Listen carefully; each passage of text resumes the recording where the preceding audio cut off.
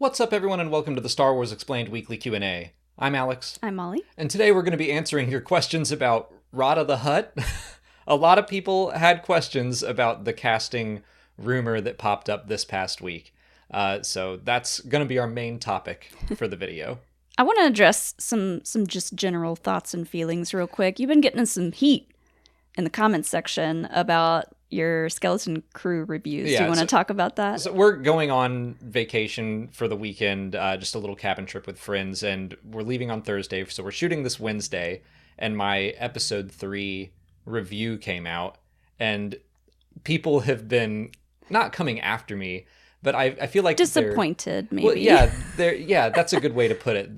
They're upset that I don't like the show more. Well, first, I said that I'm enjoying the show. Mm-hmm. I just don't love it as much as some people do. And so some people have taken that as very like, well, he hates the show. One of the very first things I said was, I'm enjoying it, but I do have some criticisms. And a lot of them are more about the streaming landscape in general, and not so much Skeleton Crew. But I wanted to make it very clear that I like Skeleton Crew. I'm just someone that I think it takes me a while to warm up to anything new. I think it's fair to also say that we got these screeners very early. Yeah, that is an interesting angle to look at it. Like, some people, I think rightfully in the comments, and I should say most people were being very respectful. Sure. Some people in the comments were like, I wish he would get over the suburbs aesthetic thing. And I'm like, A, I'm with you. B, I'm over it. I wrote that video a month ago. Yeah. And we watched episodes 1 and 2, and then I did my review for them. And then we watched episode 3, and I did my review. Mm-hmm. And so it was still like all just close and mashed together. Yeah. And honestly, when we were watching episode 3 last night for the first time in a month, I liked it a lot, and was even like, I think I would have written this review differently if I were writing it tonight instead of a month ago, but didn't have time to redo all that because we're going on vacation and things are just hectic right now. But there is a part of me that I'm like, I think I'm being too harsh, but also there's just a part of me that is like the old man yelling at clouds when I'm like, it's the whole mini series kind of like extended movie thing versus episodes of television. I think the main concern from the episode 3 review was pacing, and I wonder if that is not getting conveyed, I think, properly. Like, when we say pacing, yeah, you mean like how each episode flows from start to finish, and does it feel like a standalone, this episode would be great no matter what came before or after it? Yes, and I think pacing might be the wrong word. I came to the realization structure might be better. Just like structure of a season of television. And a lot of it is, I think, that as old man yelling at cloud, that's my new role. You're not old. I know. We're not old. But like, we grew up where television shows, like, you didn't really get to see them like we can now. Like, I got into the X-Files in the middle of its run, and fell in love with it that way because every episode was like a good entry point into the show. Yeah. And, same for Buffy, honestly. I think I started it late. And back then, TV shows were discovered through syndication, and now they're not. Like, now it's all streaming. You can binge whatever. So it is like, when Skeleton Crew is over, when we rewatch it, it's not like we'll go, hey, let's rewatch that one episode of Skeleton Crew. It's like, no, we're probably going to rewatch all of it. Mm-hmm. But that's an accessible thing. So it's like, the technology, the whole television landscape is changing. And I admit, I'm kind of pushing back against it a little bit, but I'm trying to let that go and be like, this is what a streaming series is. And I need to accept that. Well, yeah. And the only Star Wars television shows that we've gotten up until Disney Plus has been like Clone Wars and Rebels. And like, those are situated in a way that it's very clear the lesson that gets learned in every episode, and there's a start, middle, finish, and there are arcs to that. And so now that we're getting different kinds of shows that are like put together, different to watch. It does feel different. Yeah. I just said the word different like 1,000 times. But that's how we describe it. It's just different and from what we expect as a television series. Sure. And I feel like I have had to roll with that for every Star Wars show. Like The Mandalorian, I was expecting to be a little more like just Game of Thrones or something, which, to be fair, is another show that I wouldn't just like dive into the middle of like, let's watch that one episode of Game of Thrones where everyone dies. But The Mandalorian, it took me a few episodes to like get it. And Andor, which I would say is my favorite Star Wars series, and I love it to death. At the time, at the first 3 episodes, I was like, okay, this is different, but I think I get it. Yeah. It wasn't until episode 6 that I was like, okay, like I get it, and actually I love this. So it just takes me a little while to understand things, I guess, sometimes, and which makes the short seasons even more frustrating because I feel like I'm gonna click with Skeleton Crew at some point and then it'll be over. Yeah. Anyways, Alex is not an angry old man. He does like the show. We're enjoying it very much. I'm getting to be an old man though. Maybe the reviews will feel a little bit different now because we don't have any more screeners to watch ahead of time. I should say like I will say I'm very excited for episode 4. Like, I have been itching to rewatch these episodes since we saw the screeners. I have no idea what's in store for the rest of the season. I am really psyched to see what's left. Also, I feel like all of the setup for this series is done. I feel like kind of getting the kids with Jod and then getting the coordinates from Kim. Now they're like, okay, we can get back to Ad-Atten. I don't think they're going to in episode 4, but now it seems like they're set up to do a different planet every episode or something and have kind of self-contained stories, if that makes sense. Sure. So I'm very excited for the rest of the season. Anyway, I just wanted to very clearly say that I like the show. But let's talk about Rotta the Hutt, because that was an interesting casting decision. Yeah. And I did a video about it, but what are your thoughts? I thought it was a joke. I did too. I still kind of think it's a joke, but, it was quote-unquote verified by all the publications, so I don't know. This news, first of all, it came out of nowhere. Yeah, we had a friend text it to us, and I laughed and thought it was like from The Onion or something. Yeah. It just seemed like a fake headline. But Maria and Cameron Story both just asked if I'm excited for it. More because, yes, I would love to not ever be asked what happened to Rotta the Hutt ever again. Sure. That's just one of those questions. We checked the Zillow Beast off the list earlier this year. The idea that we might actually find out what happened to Rotta, I'm like, okay. I mean, I still think it's interesting. I have a ton of questions, and people on our Patreon had a ton of questions, but I'm kind of like, if it's real, I kind of get it. Yeah, I guess I just wasn't expecting him to pop back up in live action. For sure not. And to be voiced by such a huge actor. Right. And we'll talk about Jeremy Allen White in a little bit, but yeah, like the idea that anyone was cast for this role when it's just going to be, I would have assumed, a deep voice in Huttese, but maybe not. It's curious. Yeah. Sorry, I'm so distracted. He's being so cute. I guess we did get those 2 Hutt twins. Right. In, was it Book of Boba Fett? Yep. So maybe after that, they were like, hey, we can do Hutts in live action. There are also rumors that he's going to be buff, which honestly, I'm down for. Oh, I am too. After seeing like Gracchus the Hutt and Baku the Hutt in the comics, I remember seeing Gracchus for the first time. I was like, yes, I'm for it. And if you're going to cast Jeremy Allen White, might as well. What are you doing?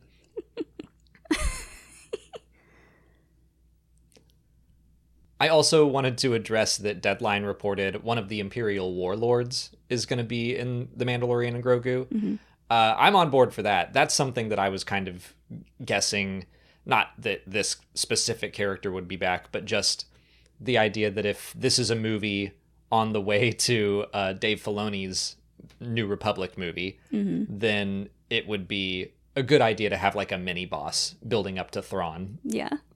Yeah, it's nice to know that we're getting more about the Imperial remnant and the mini bosses that could come into play. The idea that this Shadow Council might need to be hunted down one by one, except for Brindle Hux. He'll get to stay. Yeah. This could also be, going back to the Sigourney Weaver casting news, this could be a spot for her to show up as one of these Imperial mini bosses. I think that's what I guessed a while back when people were like, who do you think she'll play? And you guessed that maybe she would be the new magistrate of Navarro, which I think that's a good guess too. I hope she's good, but she also plays a great baddie. Sure. So. I mean, she can do whatever she wants, in my mind. What you mentioned, that the Rotta the Hutt news, you thought it might be fake. Well, Alec Figueroa asks, is Jeremy Allen White really playing Rotta the Hutt, or is this a misdirect, kind of like Plo Koon instead of Luke Skywalker in The Mandalorian Season 2? I like that idea. Just the Plo Koon thing was a misdirect that Filoni told everybody, I guess. Too, like the cast, everybody that was going to be on set thought that was going to be Plo Koon walking through the door. So this could be news that got leaked to people involved in this production on purpose as a misdirect because maybe he's playing somebody else. I think Laura Kelly suggested that on Twitter or Blue Sky or whatever, that it's kind of like Tyrion going around in Game of Thrones and telling a piece of false information to all of his advisors to see what leaked out. Right. And again, so someone's like spreading around Jeremy Allen White's playing Rotta the Hutt, and also Ben Stiller is going to be Imbo. Like, just throwing out random stuff. And you know what? I would be fine if this is totally true and Rotta is going to be in it, because again, we need to know what happened to him. But there is an equal part of me that thinks it's hilarious that this news got out, and I could just see like Filoni laughing with his buddies, being like, "Oh my god, it worked! They believed us." All the news outlets are talking about Rotta the Hutt being in this movie. It does. It seems so ridiculous. It seems so wild. Jeremy Allen White playing Jabba the Hutt's son, Rotta. Yeah. And everyone who knows Rotta's like, Punky Muffin? Right now, I kind of think it's true. Like, I'm leaning towards, it's true. It does seem like something Filoni would do. Mm-hmm. I also think that, although it sounds absurd, there's some interesting story ideas to explore there, of like the son of Jabba the Hutt, who at this point would have died like 5 years earlier. Maybe he wants to take his throne back, but Boba Fett's sitting on it right now. So, I don't know. There are some interesting ideas to explore, and I also don't think they'll have to do too much setup for anyone who hasn't watched the Clone Wars. They can just be like, it's Jabba the Hutt's son. Here's a young, sexy, buff Hutt who's yelling about his cousins. Oh, maybe those other Hutts are his cousins, and he can yell cousin at them all the time. Cousin! Behind! I should also throw it, like, it makes me want to fan cast, like I said, Maddie Mathin as Kawaki and Monkey Lizard. Good old Brian Ward, who does all our thumbnails, has already done a ton of photoshops of every character from the bear in Star Wars, and it's wonderful. Notice how the days are shorter, but your to-do lists aren't? Power through your busy days with Factor's no prep, no mess meals. From breakfast to dinner and anything in between, Factor has easy, nutritious options to keep you fueled and feeling your best. Whether you like routine or enjoy mixing things up, Factor has you covered with 35 different delicious meals every week and over 60 additional convenience options you can add to your box, like keto cookies, pressed juices, and smoothies. Don't let shorter days slow you down. Stay energized with America's #1 ready-to-eat meal delivery service. Factor lets you do you. Choose from 6 menu preferences to help you manage calories, maximize protein intake, avoid meat, or simply eat well balanced. Because Factor's meals are chef-prepared and dietitian approved, you're gonna love not only how Factor's meals taste, but also how they support your goals. And Factor is cheaper than takeout and dining out. Put the money you save towards holiday shopping or reaching your financial goals. Stay on your A-game with quality ingredients you can trust and quality you can taste in every one of Factor's fresh, never frozen meals. Use your time more efficiently during these dark months. Let Factor take shopping, prepping, cooking, and cleaning off your daily list of things to do. Head to factormeals.com/50starwars and use code 50starwars to get 50% off your first box plus free shipping. That's code 50starwars at factormeals.com/50starwars to get 50% off your first box plus free shipping while your subscription is active. Well, speaking of what Rotta's motivations might be, Mappa asks if Rotta should be a good person or a criminal. And I will say that my first thought, whenever I think about Rotta, and, everyone's always asking what happened to him, I'm like, I hope he's happy. I hope he's a good person. Yeah. So my hope is that he would be an ally to Mando and Grogu, but I kind of think it would be more expedient and efficient in the story to make him kind of like Jabba. Well, I like the idea of him maybe taking over the throne, because it seemed like Boba Fett wasn't super interested in it.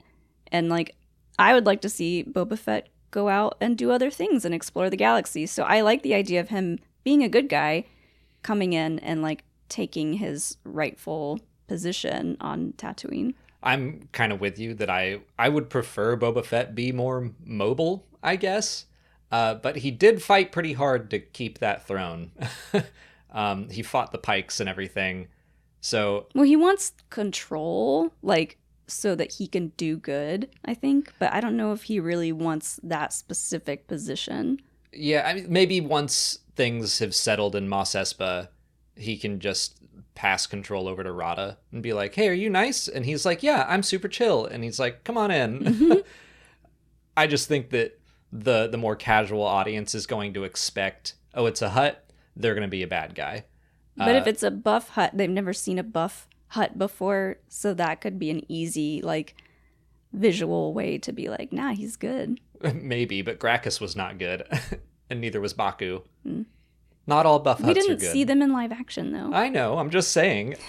Gracchus was still a bad guy. I don't think most people know who those are. I know they don't, but they should. Gracchus was the OG buff Hutt. That's fair. But I do think it's time to have a nice Hutt. I mean, Churro the Hutt in the High Republic, delightful character. Love him to death. So if Rotta shows up and he's a good dude and just wants to help, I'd be all for it. Whether he's a friend or foe, Elo Asti asks if Rotta should speak Basic or Huttese. So this is where, the fact that they cast Jeremy Allen White in this role does make me think he'll speak Basic. I don't know, because we've never really seen a Hutt speak Basic, so that might be weird. Maybe he's got a... Zero the Hutt. One time. In live action. Okay, everything you're saying is in live action. But Zero the Hutt's voice was nails on a chalkboard. Right. I don't want to hear that. I don't think Jeremy Allen White is going to do a Truman Capote impression. Please no. And actually, I do think Churro, these are all not live action, but Churro the Hutt and the one that was in the Young Jedi Adventures, voiced by Jason Mantzoukas, also spoke Basic. So, there is precedent for a Hutt to speak Basic. And I just kind of feel like they're going to do that. Otherwise, if you're going to have Jeremy Allen White speak Huttese and just distort his voice so it's deep and sounds like Jabba's, I'm like, why even cast him? Yeah, I think he is going to speak Basic, because I think it would be cool if the idea was that Hutts that normally stick around, I don't know, Tatooine or Nal Hutta are going to speak Huttese. We don't know where Rotta's been. He could have been off gallivanting all over the galaxy, visiting lots of different planets and living lots of different places. So it would make sense then if he learned and spoke fluent Basic. Hopefully we get a Rotta the Hutt flashback, just they're going to take him to the armorer and they're going to make him armor and he's going to flash back to his childhood like Din and Grogu did. And we'll see everywhere Rotta's been for 30 years. We'll see him with Ahsoka. Yeah. But yeah, the idea that they're casting anyone at all, they had those two Hutts in the Book of Boba Fett. I have no idea who voiced them. And so I'm like, they could have just had a new Hutt say it's Rotta and it could have been anyone's voice. And the fact that it's Jeremy Allen White is really throwing me for a loop. What do you think? Do you think this is an opportunity for them to throw Ahsoka into this movie? I would kind of be surprised if she weren't in it, but now that I'm like, huh. It depends on the timeline, I guess. 'Cause yeah. I mean, right now, as far as we've last seen her, she's stuck on Peridia. Yeah. So I'm going to guess no. I think this will probably be a primarily Mando and Grogu adventure.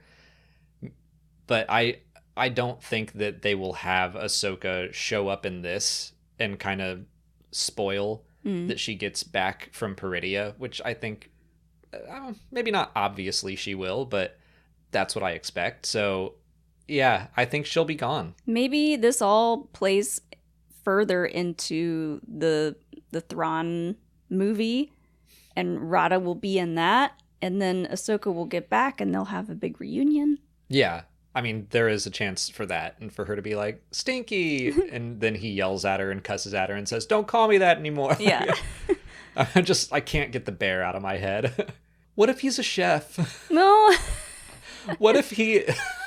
Oh, no. I'm like, what if he's the new Dex and he's got a diner and they just go to him for information and he's not even like in charge of any criminal territory? He's like, I don't want any part in this. Yeah. I'm having a great time. Basically Churro the Hutt being Aw. like, no, I'm into my insects and my plants and I don't want to be part of the family business. He's running a little steak sandwich shop around the corner. Yeah, or like he owns a gym or something.